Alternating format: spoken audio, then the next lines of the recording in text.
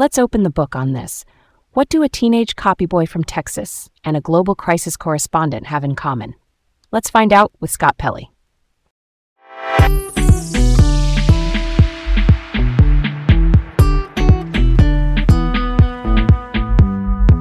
Hey, I'm Garrett. I'm feeling pretty pumped to dig into today's topic. And I'm Leah, excited to get into it. Today's topic is Scott Pelley, a legendary journalist known for impactful work at CBS News and 60 Minutes. Here's a thought I've been turning over. When I was a kid, I remember seeing Scott Pelley reporting from a war zone on TV. The image stuck. The dust in the air, the clipped sentences, the kind of steady calm when everything around him looked chaotic. I was like half terrified and half in awe. Not gonna lie, it kind of sparked my interest in journalism. It made me think, wow, somebody has to stand there and make sense of it, And the courage part isn't just being physically brave, it's also about basically telling hard truths without flinching. That balance of calm and clarity felt like a blueprint for what serious reporting could be. That's close to the heart of it. Scott Pelley is, simply put, an American broadcast journalist and author, long associated with CBS News and the news magazine 60 Minutes. Quick definition while we're at it. 60 Minutes is a weekly TV show known for in-depth investigative stories and big interviews. When people say Pelley has gravitas, they're talking about that steady, fact-first style that holds up under pressure. He's often described as the most awarded correspondent in the show's history, with national Emmys, Peabodys, DuPont Columbia Awards, and more. A Peabody recognizes powerful storytelling in media. The DuPont Columbia Award is a top honor for excellence in broadcast and digital journalism. In simple terms, he didn't just appear on big stories, he helped define how those stories were told. All right, let's set the stage for this one. Pelley grew up in Lubbock, Texas, and started in news at 15 as a copyboy at the Lubbock Avalanche Journal. Copyboy sounds quaint, right? It's basically the newsroom helper who runs pages, assists editors, and learns the drill under deadline. That gig taught him speed and accuracy early. He moved on to local TV stations, KCL in Lubbock, then KXAS in Dallas, and then WFAA in Dallas as a producer and reporter. WFAA is where he sharpened investigative chops. Think source building, document digging, and the craft of turning complex facts into clear stories. He studied journalism at Texas Tech University. He left without a degree but stayed connected and later earned top alumni honors. That's one of those paths that says results and ethics can speak louder than a diploma. Let's unpack this next turn. In 1989, he joined CBS News. Soon he was covering major stories, the Persian Gulf crisis and the 1991 invasion of Iraq. He reported from Baghdad and traveled with the U.S. Army's 13 Airborne Corps, which is a rapid deployment combat unit. That's where the war correspondent label really lands. By war correspondent, I mean a reporter who covers conflicts directly from the field. By 1993, he was reporting on the World Trade Center bombing, part of a pattern of covering security and terrorism. Then he became CBS's chief White House correspondent from 1997 to 1999. The point person covering the U.S. president and daily White House developments. During the Clinton impeachment era, he reported that Monica Lewinsky was cooperating with the Office of Independent Counsel, which was the team investigating potential misconduct by high officials. That scoop showed deep sourcing and careful verification under intense spotlight.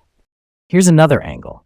By the late 1990s, he was doing 60 Minutes two-pieces. In 1999, his team won an Investigative Reporters and Editors Award for exposing child slavery in India. That blend of field reporting and documents was signature Pelley. Flash forward to 2006-2007, when he was in Darfur, Sudan, documenting genocide. He even coordinated with a rebel group to reach a destroyed village, which raises tough ethics questions. You need evidence of atrocities, but you also need to avoid becoming a tool for any side. He and his producers worked that line carefully, and the result gave viewers rare proof of crimes that were otherwise hidden. In 2007, he and the 60 Minutes team won a Peabody for reporting on the Haditha killings in Iraq, reconstructing what happened when civilians died during a Marine engagement. It's the kind of work that challenges official narratives with verified facts. Speaking of which, 2009 was a standout year. He interviewed Ben Bernanke, then the chair of the Federal Reserve. The Federal Reserve is America's central bank. It sets key interest rates and steers monetary policy. The Fed chair going on TV for a major interview was extremely rare at the time, and that conversation helped demystify the financial crisis for a broad audience. His team also won a Peabody for Remote Area Medical, highlighting a group that started with clinics abroad but shifted much of its work to uninsured Americans. It reframed how people saw access to healthcare. That same period included awards for investigations into hazardous waste shipped to China, connecting consumer behavior here to harm overseas. It's that cause and effect thread across borders that he's really good at mapping. Then there's 2011. He became anchor and managing editor of the CBS Evening News.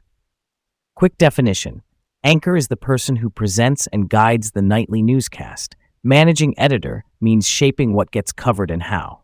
In his first 9 months, the show added about 820,000 viewers a day. That's a big bump and kind of a rebuke to the idea that people won't tune in for straight reporting. During that era, his team earned a DuPont Columbia for the Deepwater Horizon investigation, digging into corporate and engineering failures that led to the oil rig explosion. And in 2012, they won the Gerald Loeb Award for explanatory business journalism for the next housing shock. The Loeb is the top prize in business reporting. It's awarded when a team can make complicated financial risks understandable without dumbing them down. I want to add some pieces that show range. In 2013, his team won another Peabody for exposing fraudulent medical research at Duke University. That's huge because medical studies shape patient hopes and funding decisions. In 2014, he interviewed James Comey, who was then director of the FBI. Comey rarely did extended TV, and that interview pulled back the curtain on how the Bureau prioritizes cases and explains decisions. Around then, he was recognized for sensitive coverage like the Sandy Hook families. In 2016, he received the Walter Cronkite Award for Excellence in Journalism, which honors credibility and public service in reporting. Then, in 2019, he wrote a book, Truth Worth Telling. Basically, his credo that journalism is about public service and verified facts, not spin. That's a through line across decades of his work. And the later chapters keep stacking. In 2019, his team won the Edward R. Murrow Hard News Award for Mancini's Brain, on PTSD possibly being tied to physical brain damage. Murrow Awards honor outstanding electronic journalism. They're a big deal in TV and radio. In 2020, his team earned another DuPont Columbia for documenting the separation of migrant children from their parents at the U.S. border. The reporting combined interviews with verified records to show policy impact in human terms. In 2022, he entered Kyiv to interview Volodymyr Zelensky, the president of Ukraine, while the city was under siege by Russian forces. That's high-risk, high-clarity reporting. And in 2023, he interviewed U.S. President Joe Biden about the Gaza war following October 2023. It's that pattern where Pelley lands key interviews during intense public scrutiny moments. Why did institutions keep saying yes to those interviews? You don't just walk into the Federal Reserve or Kyiv under siege without serious trust and planning. What's the underlying reason they would pick him? My read is credibility and predictability. When sources believe a reporter will be rigorous but fair and stick to documented facts, they're more likely to take the risk. In 2009, for example, the Fed needed to explain crisis choices to calm markets. Pelley had the track record to carry that clarity without sensationalism.